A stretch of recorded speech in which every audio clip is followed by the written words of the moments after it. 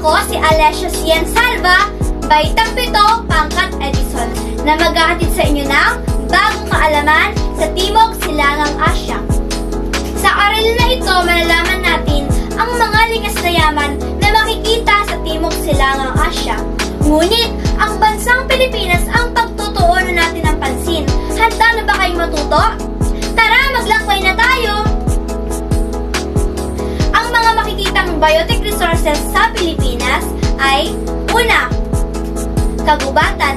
Ang mga kagubatan ang nagsisilbing tirahan ng iba't ibang uri ng hayop mula sa mga tropical rainforest sa Luzon, Visayas at Mindanao hanggang sa mga mangrove forest sa mga baybayin. Pangalawa, halaman. Mayaman sa iba't ibang uri ng halaman ang Pilipinas mula sa mga puno hanggang sa mga damo.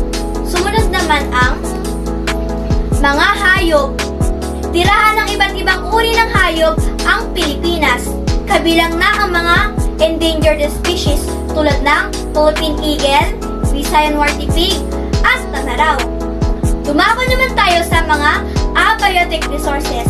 Ang mga makikitang abiotic resources sa Pilipinas ay lupa.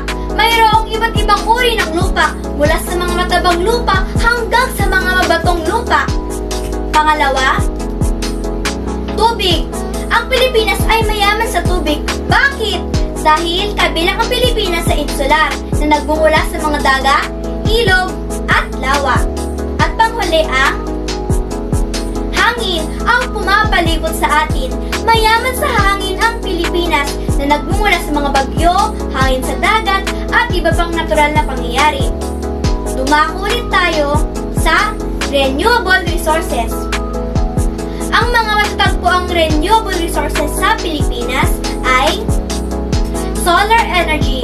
Ang mga lugar sa Pilipinas na may mataas na pagkakalantad ng sikat na araw ay ideal para sa paggamit ng solar energy. Pangalawa, wind energy. Ang mga lugar sa Pilipinas na may malalakas na hangin ay angkop para sa paggamit ng wind energy.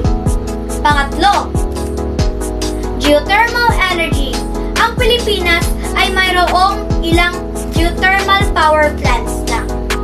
At panghuli ay hydropower. Mayaman sa mga ilog at talon ang Pilipinas na maaaring gamitin para sa hydropower. Sumakibilang dako naman ang non-renewable resources. Ang mga matatagpuang non-renewable resources sa Pilipinas ay fossil fuels. Marami ng mga deposito ng fossil fuels ang bansang Pilipinas tulad ng natural gas at coal. Sumakabilang naman ang mineral. Ang Pilipinas ay mayaman sa iba't ibang uri ng mineral tulad ng gold, copper, nickel, at iron ore. At ayan ang mga likas na yaman na maaaring makita sa bansang Pilipinas.